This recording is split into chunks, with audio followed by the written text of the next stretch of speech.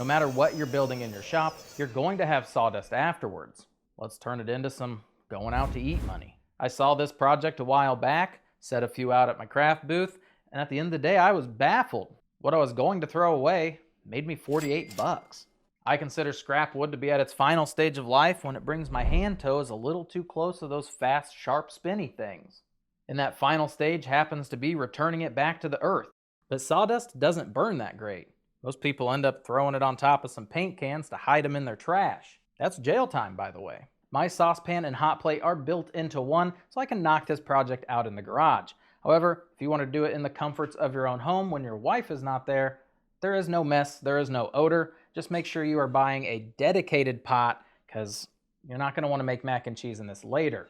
Unless the pots in your cabinet are lined with Teflon and you're okay with eating and ingesting the C8 that lives inside of that, then you probably don't care about eating a little sawdust.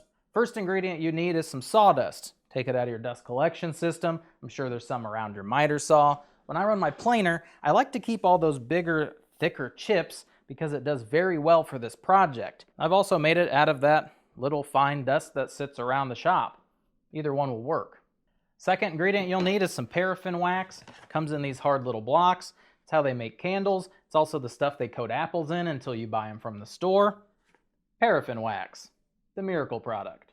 Otherwise, you can use crayons. They sell them in bulk without the wrapper. And I'll go over some pros and cons later on in the video. Then we're gonna crank up the heat to 150 or so. Not very high at all. Really, it's on low. What is that? Chicken! No, it is kind of cool. It's like the Rick and Morty garage.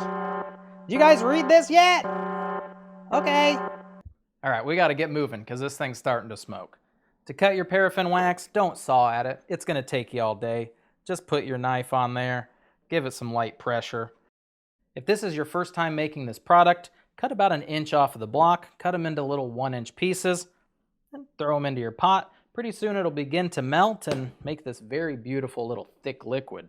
I have a potato masher. I like to just set that on top, kind of swirl it around. I don't like to push down a whole bunch because once that wax gives out and it pushes down, it sprays you with wax. Now it's not that hot, it doesn't hurt, but it gets stuck in your clothes. If you wanted to use old candles or you go to the thrift store, you pick up a whole bunch of used candles for cheap. However, those will have an odor. And you also have to deal with the glass and the wicks. Just a lot easier to buy a block of paraffin wax. I also have this little silicone scraper. It's great for getting into the sides. It has a little flat spot. We'll go over that in just a moment. I can use it to scrape all that wax off of my masher. Once you have a perfectly clear liquid, it has just a little bit of sawdust in it because you've done this before. You're going to take a little handful of sawdust, not much, like this much. You're going to sprinkle it on the top. And then you're going to mix that in. What we want to avoid is the need to add additional wax when we can just add a little bit more sawdust. It's the same thing if you're trying to mix up a small batch of concrete. You're going to get it until it kind of looks like that crumble that goes on top of a pie. Pie. Next, you're going to need some sort of a silicone mold, being a candy mold, candle mold, resin mold. It doesn't really matter what you type in to find them. I'd originally found these. I thought they were going to be smaller. I've never used it. It just looks like a stump. Problem being, this is gigantic and going to eat our profits 100% away. And then I found these. These are nice candy molds. They have the nice breaking points in them. Easy, I can fill them up. I got them on clearance. But with these, I'd have to have a method to either wrap them or put them inside of a baggie because I don't want this to get over 150 degrees in somebody's vehicle and then melt everywhere. And since Amazon's so good at suggesting products for me to buy, it showed me these. Come in a bulk pack. They close up. They're actually 4 candle wax. Has the little cutouts. They're perfect. And all you need to do is take a little bit of wax here. I kind of just scoop it up and over the side. And then I take this sharpened corner. I just press it into each of the corners. You'll see a little bit of liquid squeeze out. That is what we're looking for. And you'll also be able to see all of those grid lines. I don't need to fill this all the way up. To where I have it at is more than enough for what we're doing. And then to finish it off, I just sprinkle a whole bunch of sawdust on the top of it. And after an hour or so, once everything's cooled down, just take that extra sawdust, dump it back into your container. Maybe just clean up this lip up here. I like to just run my finger around it. Bada bing. Adding that light dusting of sawdust to the top is not a necessary step. However, since these are little fire starters, it does help to ignite the puck, and it dresses them up a little bit. Makes them look like those really fancy, like scented wax warmers. And you'll see the husband will be like looking at a woodworking thing and the wife's disinterested. So she'll wander over here and she'll just pop this thing open. Which rolls me right into the next tidbit of information. If you're making them out of crayons, don't mix all the colors together. It's just like playing with Play-Doh. You get this brown, poopy, purplish color, and it doesn't honestly look that bad. When you pull them out, no one's gonna know. They don't really smell like crayons anymore. And if you're using a thin, fine, powdery kind of sawdust like I did in the video, you'll get nicely filled in squares. If you're using what was just that chunkier, thicker stuff, you're gonna get squares that kind of look like this if you don't compact it down so that it fills that void. Speaking of fire starters, let's see these babies in action. First test, I also included a crayon because they can burn up to 30 minutes apparently, but the 20-mile-an-hour winds had other plans for that. The paraffin wax produces a much larger flame, and when placed in a low oxygen situation, they perform a little better. But generally, these are underneath kindling or other material to help make fire big.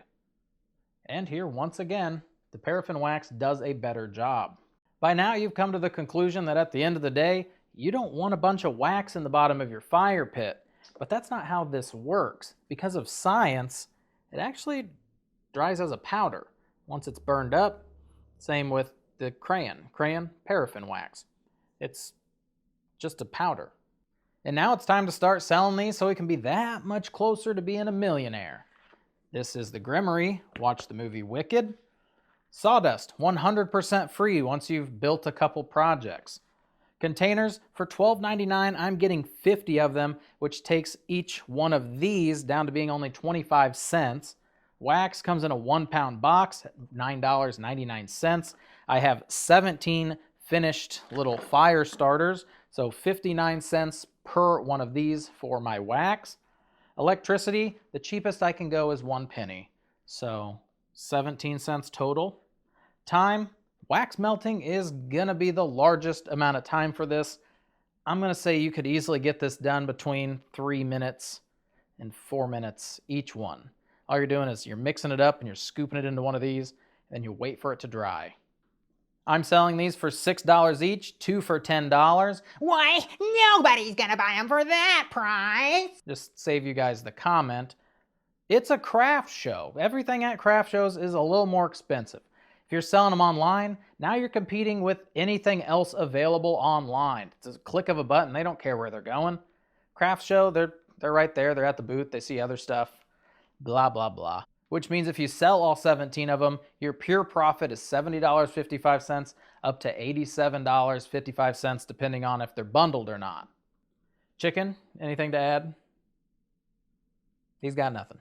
So what else could you do with your sawdust to make a quick buck? It really depends on how much sawdust you're trucking out of your garage each week. If it's a 5-gallon bucket load, your options are limited. If it's truckloads and truckloads, you've got all the options.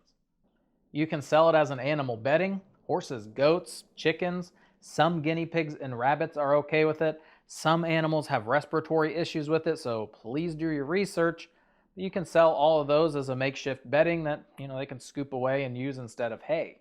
In gardening, you can add it to soil or compost, blueberries and strawberries, anything that really likes acidic soil. You can mix in a little bit of wood shavings. However, some woods do draw the nitrogen out of the soil, so you might have to add other additives. So again, do your research. You can spread it on top of your garden beds as a way to keep the moisture in and also suppress the weeds from growing through. Some personal uses, you can use it to fill cracks or repair projects. If you're matching that wood type with sawdust, you can mix in a little wood glue, repair those items. You can keep a small amount in your shop to act as an absorbent, so if you spill something on the ground, you can quickly throw a little bit of sawdust on top of it. Same works for kitty litter, if you're cleaning up oils, paints, anything that's a little bit thick and more viscous, I think is the word.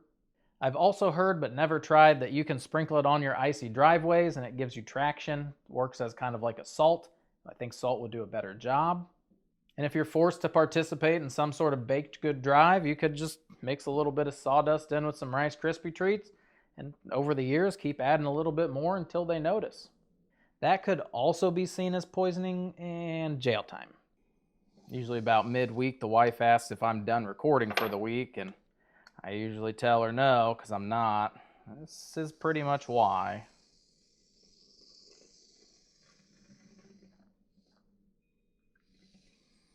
You can do some sick burnouts, though. Oh, man. I guess this is the end of the show. See you guys.